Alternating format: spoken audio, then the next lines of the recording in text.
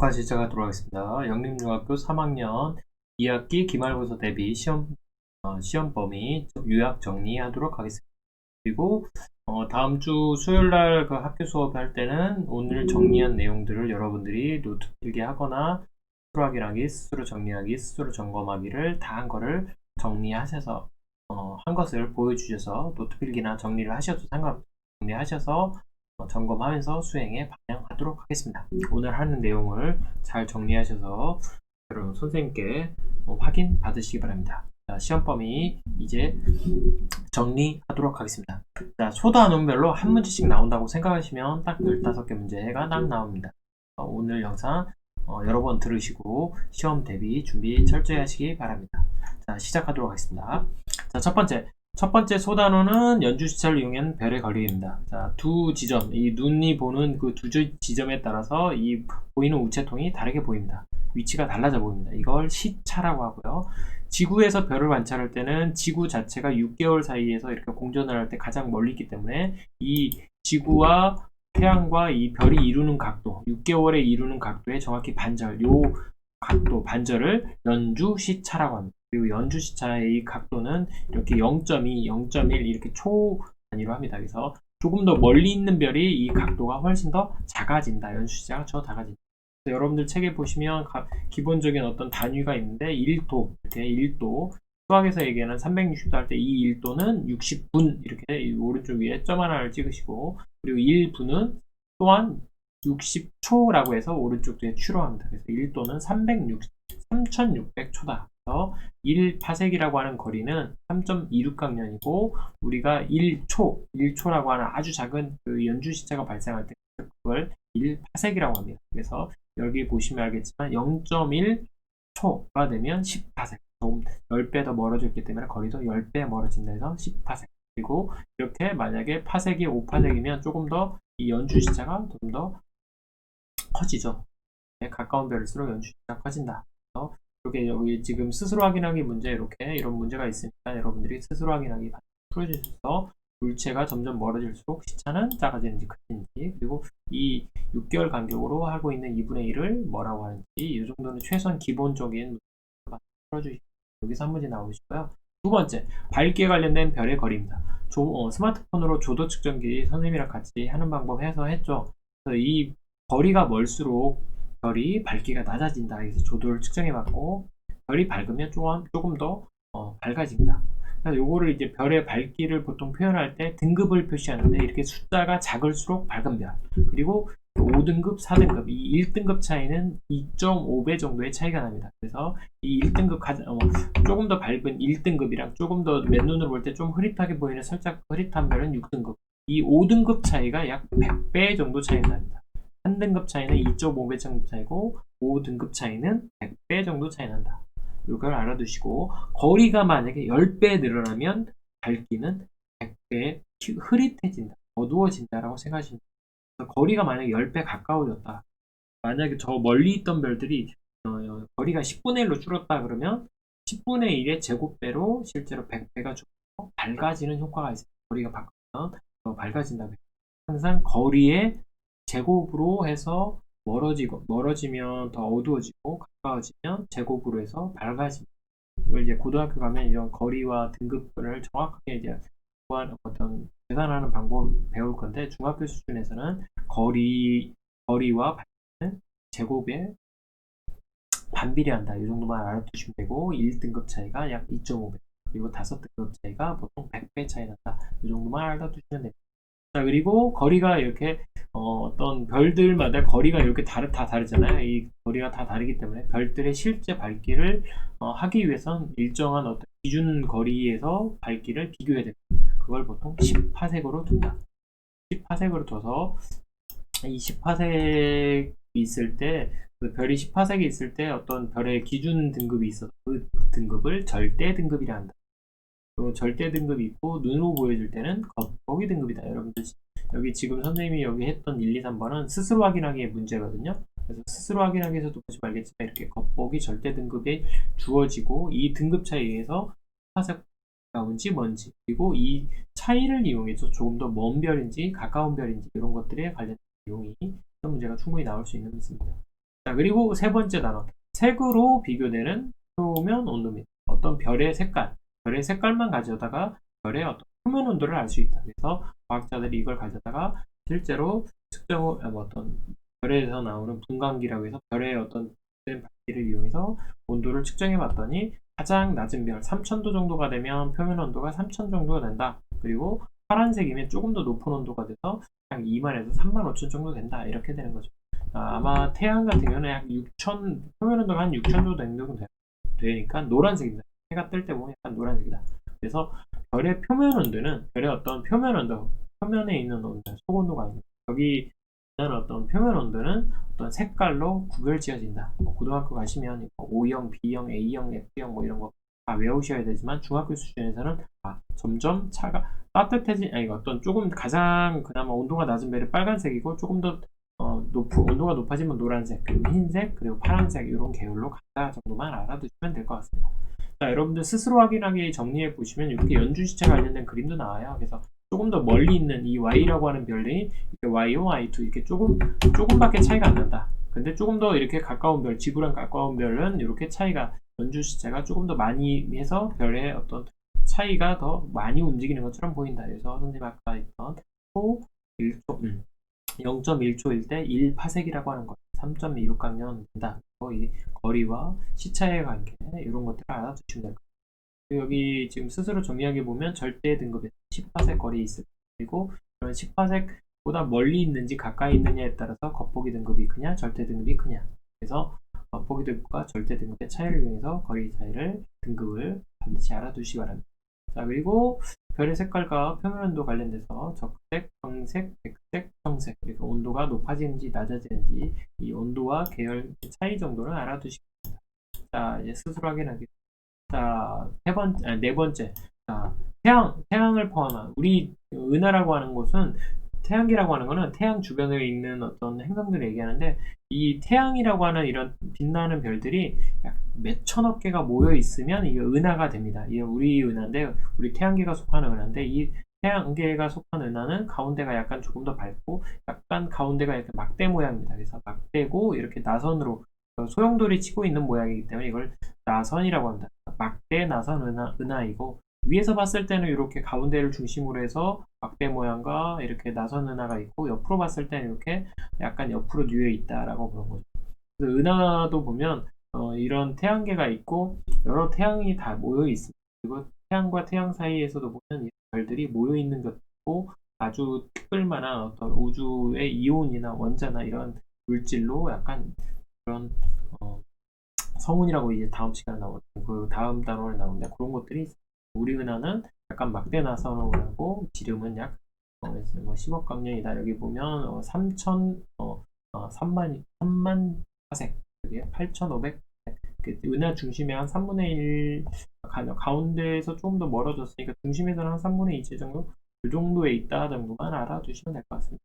우리 은하를 이루고 있는 어떤 천체들에 대해서 얘기할 때는 별들이 모여있는 이런 별들이 모여있기도 하는데 별은 혼자 있는 게 아니라 모여있기도 합니다. 그래서 이게 모여있는데 별들이 이렇게 좀 파란색 조금 더 표면 온도가 높은 별들이 좀 흩어져 있으면서 뭉쳐져 있는 거를 이걸 좀생이 성단 또는 산계 성단하는 산자는 흩어질 산자입니다. 요즘 수학에서 확률에서 산포도 이런 거 배우는데 얼마나 흩어져 있는지를 얘기하는 게 산포도 수학에서는 얘기했잖아요. 그래서 과학에서는 산계 흩어져 있어서 개별로 떨어져 있는 별들의 모임 성단이고 구상상단 후공 농구공 할 때 그 구거든요. 이 상이 모양 그 어떤 공 모양이다. 이렇게 약간 붉은색 별들이 있고 이런 별들이 이렇게 원을 이루고 있는 것처럼 축구공, 농구공, 배구공 할 때 이렇게 원을 이루고 있는 게 구상성단입니다.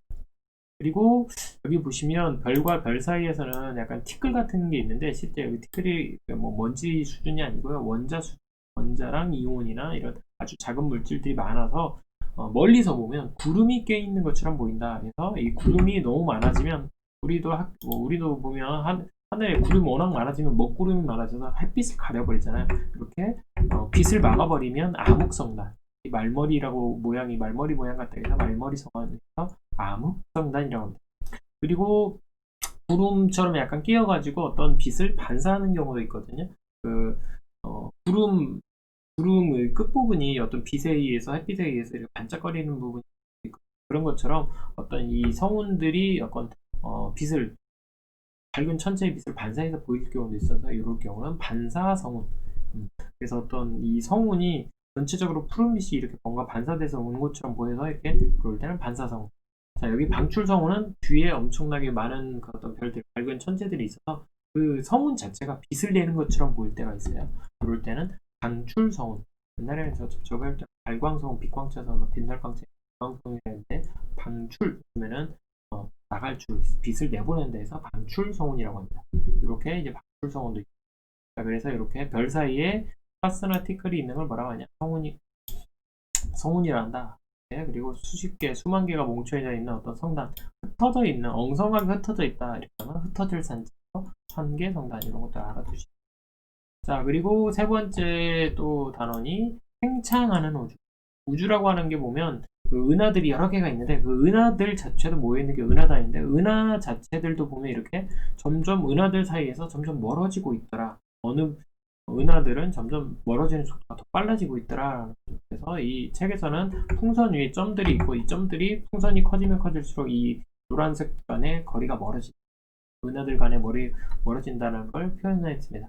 자, 여러분들 여기 보면 팽창하는 우주 맨 오른쪽에 보시면 이런 은하가 보여요. 아까 보시면 이렇게 소용돌이 치는 것처럼 보이다. 이건 아까 나선 은하고요. 이렇게 약간 타원형으로 되어 있으면 타원 은하라고 합니다. 그리고 구형으로 되어 있으면 또 은하가 이제 원으로 구상으로 되어 있다고 해서 아까처럼 구상 은하 있고 여기 우리 은하처럼 이렇게 막대 나선입니다. 근데 이런 나선 은하들끼리 지금 보시면 알겠지만 어디가 흑흑 글쎄 이렇게 서로 멀어지는 걸 표현했죠. 그래서 은하들마다 우주가 점점 팽창해지면서 은하들 간의 거리가 점점 멀어지고 있다.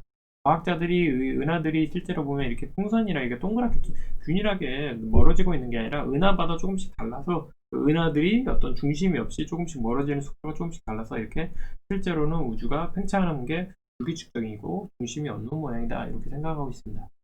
그래서 멀리 떨어져 있는 별일수록 조금 더 빨리 멀어지고 있고 그리고 은하는 처음에 최초의 폭발로 인해서 아주 높은 그 어떤 물질을 다 모여있다가 큰 폭발이 있어서 그걸로 인해서 조금씩 멀어지고 이렇게 설명을 하고 있습니다. 과학자들은 그래서 최초의 어떤 큰 폭발을 빅뱅이라고 합니다.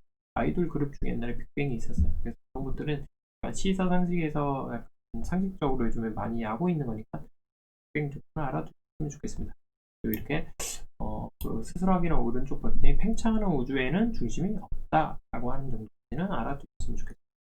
자, 스스로 정리하기도 여러분들 반드시 풀어주시기 바랍니다. 249쪽에 있고 태양계 은하에 관련된 문제도 있고 이런 것 풀어주시기 바랍니다.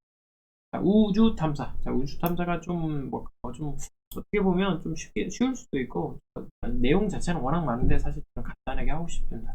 자, 우주 탐사의 역사를 하면 로켓, 우주 뭐 이런 거 하는데 로켓은 2차 세계대전 때 이제 로켓으로 개발하다가 이제 인공위성으로 쏘는데 저기 소련, 러시아 옛날인데 여기 스푸트니크 1호가 가장 최초의 인공 사람이 바깥에 쏘아올린 위성입니다.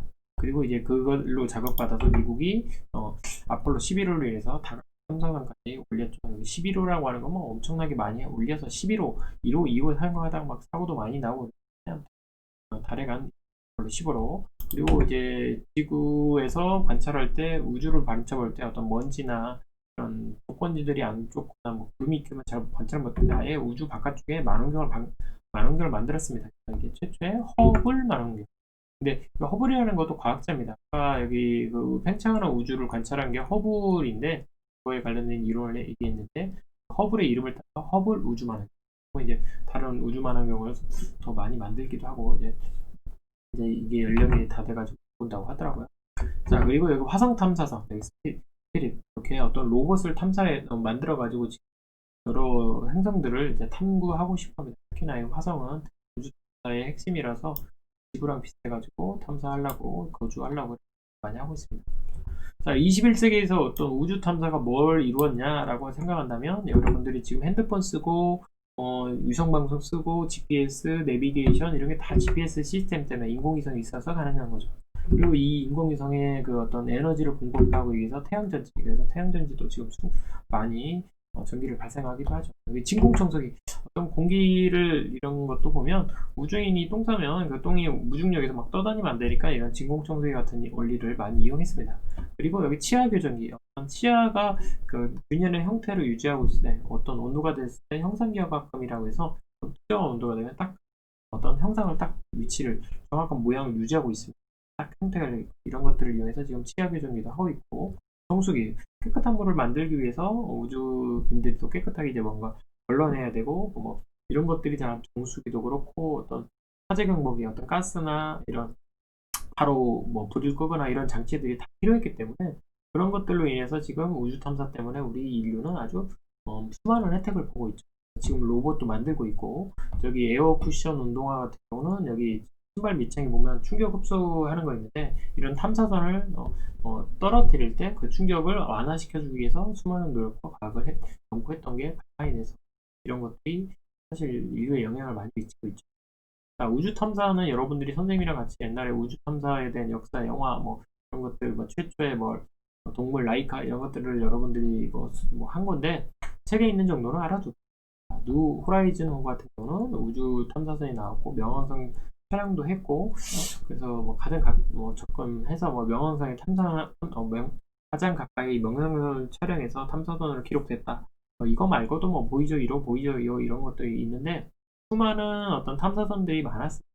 그걸 통해서 인류는 수많은 진보를 했고 그걸로 인해서 많은 혜택을 보고 있습니다. 자, 그리고 여기 스스로 확인하기 259쪽에도 우주 탐사 장비 이런 것들도 많이 나왔습니다. 로켓 탐사, 우주 왕복선, 우주 탐사선, 맨날 로켓 쏘아올릴 때도 너무 많은 로켓을 그냥 막 버려져서 요즘에 머스크가 로켓도 재활용하려고 하는 거잖아요. 우주 왔다 갔다 하는 것도 이제 우주 탐사선이라고 해서 많이 왔다 갔다 하는 것도 우주 왕복선으로 만들기도 했습니다. 여러 가지 우주 탐사 장비도 좀 알아두고 탐사 로봇도 많이 또 화장할 때도 많이 쓰고 있다는 거 좀 알아주고. 자, 그러면 이렇게 하면 9문제, 한 8문제가 나옵니다. 7문제. 그리고 여기 자극과 반응에서는 소단원으로 보자면 여기 시각, 청각, 그리고 미각해서 이렇게 1, 2, 3으로 되어 있는데 제가 좀 더 나눠 놨습니다. 여기 시각도 있고 여기 청각도 있습니다. 그리고 이 청각 밑에는 귀 안쪽에는 균형이나 회전, 움직임에 담당하는 어떤 기관이 있으니까 이것도 하나의 감각으로 따지면 감각이 하나 더 있고, 자, 그러면 여기 시각 하나 있고 청각이 있고 어떤 균형 감각, 회전 감각이 있고요. 그 다음에 피부 감각이 있습니다. 그리고 미각, 후각 이렇게 얘기하면 어떤 나올 수 있는 여러 가지 다양한 감각이 나오기 때문에 시험 문제는 이렇게 조그마한 단원 하나마다 하나씩 나온다고 생각하시면 여기 하나 시각, 빛 조절, 거리 조절 하나, 두 개, 여기 세 개, 청각, 피부 감각 관련된 세 개, 그리고 미각, 후각 이렇게 하면 7문제. 7문제 나오고 앞쪽에 8문제 나오면 딱 15문제 나옵니다. 소단원별로 하나씩 나온다고 생각하시면 여러분들 편할 것 같아요. 자, 여기 보시면 여러분들 오른쪽 눈 감기고 점점 숫자 보다가 1, 2, 3 하면 어느 순간에 안 보이는 지점이 있죠. 여러분들 눈 안쪽에 보면 시각세포가 없는 어떤 시각세포들이 없어가지고 거기 상위 매체도 안 보인다. 이걸 맹점이라고 합니다. 맹점. 여러분들 위해서 눈의 그 맹점을 반드시 한번 확인해 보시고 눈의 구조를 반드시 한번 봅시다. 자, 눈의 구조 그리고 시각의 이동 경로를 같이 보셔서 빛이라고 하는 건 여기 각막 그리고 수정체, 유리체 그리고 여기 망막 그리고 여기 황반에 있는 시각세포, 시각신경을 통해서 뇌까지 간다. 그런 눈의 이동 경로와 어떤 그 눈의 구조를 반드시 알아두시기 바랍니다. 이 각막 중에도 빛이 들어오는 부분은 동공이라고 합니다. 그리고 여러분들 책에 보시면 빛의 조절에 관련된 그 동공과 홍채가 나오고요. 근데 자세히 보세요. 제가 이거 지금 캡처하다 보니까 PDF 파일에 지금 눈에 밝을 때 어두울 때가 잘못 나와서 제가 지금 제대로 했거든요. 눈이 밝으면 빛이 많이 들어오면 안 되잖아요. 주변이 밝아가지고 빛이 너무 많이 들어오면 그 동공을 이렇게 줄여서 들어오는 빛의 양을 줄여야 되겠죠. 너무 밝으니까 눈부실 거 아니에요. 그리고 눈이 어두우면 상대적으로 빛이 별로 없기 때문에 동공을 최대한 열어서 빛을 많이 받아들이려고 합니다. 그래서 이 동공과 홍채와의 관계, 동공이 이렇게 많이 커지기 위해서는 홍채가 수축해야 된다. 홍채 아입니다. 어휘로 가끔씩 쓰는 학생들이 있어요. 홍채가 확장되면 동공이 작아지고 이렇게 밝을 때는 동공이 커지면 홍채가 수축됩니다. 이렇게 주변이 어두울 때. 그리고 물체가 가까이 있는 어떤 물체를 보기 위해선 여러분들이 이제 근시가 자꾸 되고 있죠. 그래서 수정체가 점점 두꺼워지는 겁니다. 그리고 멀리 있는 물건, 멀리 있는 물건, 멀리 있는 별, 어떤 하늘을 볼 때는 수정체가 얇아집니다. 이렇게 수정체가 얇아질 땐 멀리 본다. 나이 들면 수정체가 얇아지면서 어떤 이 근육이 약해지면서 멀리 있는 걸 잘 보고 가까이 있는 걸 못 보죠. 그래서 가까이 있으려고 한다면 이렇게 수정체가 두꺼워져야 된다. 이런 것들을 알아두시면 되겠습니다.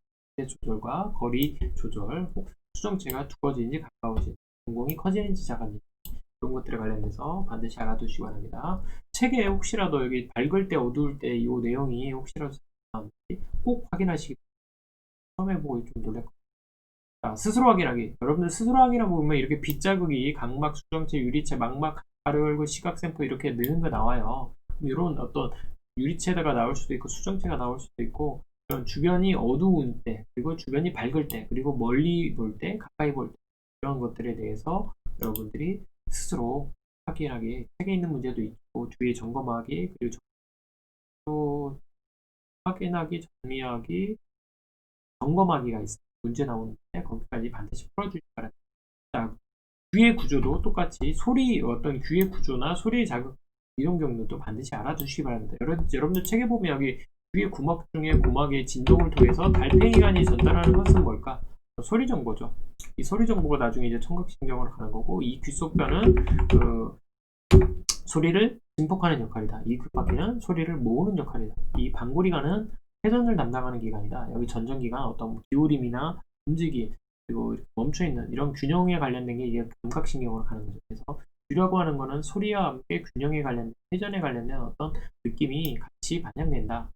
귀의 감각도 있지만 평형 감각, 신경을 통해서 이런 것들을 복합적으로 한다. 그러니까 멀미를 느끼거나 이런 운동을 할 때도 회전 감각이 필요하겠죠. 자, 스스로 확인하고 문제 보면 이게 소리 자극 경로가 또 나와요. 자극 경로는 소리든 빛이든 뭐 어떤 뜨거움이든 차가움이든, 피부에 보면 온점, 냉점, 차가워지는 거, 따뜻해지는 어떤 온도나 열의 변화를 느끼기도 하고, 압점, 누르는 거, 그리고 통증, 아픈 거죠. 통증이 가장 많이 있습니다. 그리고 촉점은 접촉하는 거. 손바닥에는 이런 여러 가지 감각점들이 많고, 피부마다 조금씩 다르기는 하지만, 이런 것들은 피부를 전체적으로 보면 통점이 가장 아프고, 손바닥에 많고 피부 많고 등 같은 데는 좀 낮고, 각각점마다 좀 분포는 다르지만 전체적인. 그리고 피부가 느끼는 어떤 통증은 통증이랑 압점을 통해서 우리는 떫은 맛이나 어떤 매운맛을 느낀다. 우리는 이제 맛이라고 생각하는데 혀에서 느끼는 맛이 아니라 혀가 일종의 피부이기 때문에 그 피부가 느끼는 어떤 통증이나 압점이 매운맛, 떫은 맛입니다. 그래서 이거는 피부 감각이지 맛에 대한, 미각에 대한 감각은 아니다. 또 넘어가도록 하겠습니다. 자, 여기 보면 자극이라고 하는 거는 피부의 여러 가지 다양한 자극은 피부 감각점을 통해서 5가지 얘기했습니다. 감각 신경을 통해서 뇌로 전달된다. 이것도 알아두시고, 여러분들 미각 보면 여러분들 책에 이런 게 나와요. 호감기에 걸리면 왜 음식 맛을 제대로 느낄 수 없어? 코로나 때 보면 코로나 때문에 지금 어떤 냄새나 이 맛을 잘 잃어버린다는 경우도 있는데, 이게 코랑 관련돼 있어서 그래요. 미각이랑 여기 젤리 가져다가 눈 감고 코 막고 먹으면 이게 포도인지 사과인지 잘 모르는 경우도 있거든요. 그래서 우리가 느끼는 이 맛이라고 하는 건 그 코와 냄새와 눈과 어떤 식감 이런 것들을 통해서 여러 가지 자극이 같이 하는 거다라고 하는 거죠. 여기 코라고 하는 건 어떤 기체 물질이 여기 후각 상피를 통해서 그리고 후각신경을 통해서 내려가는 거고, 이 혀 속에 있는 오돌도돌한 이 바늘이라고 하는 혀에 보면 이렇게 오돌도돌한 게 있어요. 그걸 이제 미뇌라고 하는데, 이 맛봉우리라고 하는데, 이 맛봉우리가 액체 물질을 통과하면 맛세포를 통해서 미각신경을 통해서 뇌로 간다. 우리가 느끼는 그 혀를 통해서 느끼는 맛은 5가지다. 단맛, 짠맛, 신맛, 쓴맛, 감칠맛. 보통 MSG라고 하는 이 글루탐산을 감지하는 게 감칠맛입니다. 고기나 새우 아니면 해산물 아니면 버섯 이런 것들이 감칠맛이고요. 단맛은 여러분들 아실 거예요. 짠맛은 소금에 관련된, 신맛은 신거죠. 신맛은 여러 가지 맛이 있습니다. 그리고 일생의 맛은 냄새, 색깔, 어떤 식감 이런 복합적인 맛이 합쳐진 뇌가 느끼는 감정이다. 얘기하는 미각이라는 건 과학에서는 이 혀에서 나는 5가지 센서, 이 5가지 맛에 대한. 그리고 후각은 너무 예민하기 때문에 막 여러 가지 4천여 종의 냄새를 맡을 수 있다고 하는데, 중요한 건 너무 민감한 나머지 사실 오랫동안 냄새를 맡으면 쉽게 둔해지기도 한다 해서 피로해진다라고 합니다. 후각이 느끼는 감각과 어떤 감각들의 어떤 차이, 그리고 이제 그런 감각의 특징을 알아두시고, 스스로 확인하기도 보시면 이렇게 액체 물질 기질에 관련돼서 뭐 맛을 느끼는 경로, 여기 뭐 후각을 통해서 느끼는 경로 이런 것들 나오니까 그 어떤 후각이나 미각이나 청각이나 시각은 구조와 이런 전달 경로를 반드시 알아두시고 각 감각에 대한 특징을 알아두시기 바랍니다. 여기 스스로 확인하기 139쪽도 한번 풀어보세요. 반드시 풀어보세요. 청각, 제가 1번은 뺐습니다. 여기 청각도 그렇고 소리 듣는 경로 물어보고, 여기 평행감각도 그렇고 다 지금 어떤 감각에 대한 느낌, 그리고 이 감각의 어떤 특징에 대해서 이렇게 쭉 나옵니다. 미각, 후각 이런 것도 나오고, 맛, 짠맛, 신맛, 쓴맛, 감칠맛 이런 것들이 나오니까 여러분들이 반드시 스스로 확인하기도 풀어보시고 스스로 정리하기도 한번 꼭 해보시기 바랍니다. 책에 있는 내용을 지금 이어왔습니다. 그리고 책 맨 마지막에 대단원이 끝나면 이렇게 스스로 최종 정리하기 위해서 가장 기본적인 개념 짚고 가기에서 수정체나 작아지는 거, 눈의 어떤 구조 이런 것들이 나옵니다. 귀에서 고막의 진동을 땡땡을 지나면서 축복된다. 귓속뼈 저희 귓속뼈. 피부의 땡땡 때문에 이 감각점은 열이나 접촉 등의 자극을 받아들인다. 만약에 접촉만 썼으면 여기는 압박이 되는 거고, 열이면 냉점, 온점이다. 이건 이제 전체적으로 얘기하니까 감각적이라고 해야 돼. 여기 개념 정리 적용하기라고 해서 책에 있는 문제를 그대로 옮겼거든요. 이게 어떤 책의 구조 가나 다라 마 해가지고 각각의 어떤 구조와 설명에 대한 설명이 나왔고요. 여기 2번 문제는 위에 있는 어떤 기관들을 통해서 각 세포의 어떤 세포가 어디 있느냐, 아니면 뭐 회전감각이 담당하는 기관이 어디 있느냐, 이런 것들을 반드시 알아두시기 바랍니다. 그러니까 미각 후각에 관련된 3번 문제도 한번 볼까요? 여기 제가 보면 미각에 관련된 이런 문제도 냈습니다. 책에 있는 문제입니다. 그래서 제가 설명해 줄 필요는 없을 것 같고요. 여러분들 혹시라도 모르시면 저번 시간에 얘기했던 카카오 채팅을 통해서 선생님한테 질문을 하시면 됩니다. 여기 보면 핵심 역량 키우기라고 해서 서술형처럼 이 동공의 크기를 통해서 눈의 구조와 주변 밝기에 대해 설명하시오 라고 나왔어요. 물론 여러분들이 좋아하는 사람 보면 이 동공이 커지기도 하지만, 동공이 커진다는 건 빛을 많이 받아들이겠다라는, 근데 어두운 환경이기 때문에 빛을 많이 받아들여야 돼요. 그러니까 또 똑같이 렌즈랑 만원경이랑 비슷합니다. 어두운 별을 보면 그 별을 많이 받아보기 위해서 조금 더 크거나 아니면 오랜 시간 방향을 밀리는 방법밖에 없습니다. 그리고 나는 동공이 커졌다는 얘기는 어두운 환경이고, 이 가 같은 경우는 동공이 작았다는 얘기는 많은 환경, 밝은 환경이다 라고 보시면 되죠. 여러분들이 밤인지 낮인지 아니면 영광을 들어가는 건지 나가는 건지 그런 거에 관련된 를 한번 보시면, 여기까지 하면 15문제에 관련된 소단원별로 조금씩 문제를 다 사실 낼 수 있는 문제, 책에 있는 문제를 얘기해 줬습니다. 가장 핵심적인 내용은 제가 얘기했습니다. 그리고 복습하는 거는 여러분들이 그 클래스룸에 들어가서 그동안 올렸던 문제 그리고 영상들을 보시면 될 것 같고요. 혹시라도 보시다가 모르시면 선생님한테 카톡 채널을 통해서 질문을 하시면 되겠습니다. 제가 조금 말이 빨랐는데 여러분들은 유튜브에 올렸을 거니까 배속을 좀 늦게 들으셔도 되고, 잘 아는 경우는 조금 더 빨리 해서 제가 정리를 하면서 정리와 배포해서 책에 있는 문제를 꼭 푸시면서 그리고 필기하시면서 아니면 선생님처럼 말하면서 그거를 어떤 형식으로든 여러 번 복습을 하시기 바랍니다. 오늘 영상은 여기서 마칩니다.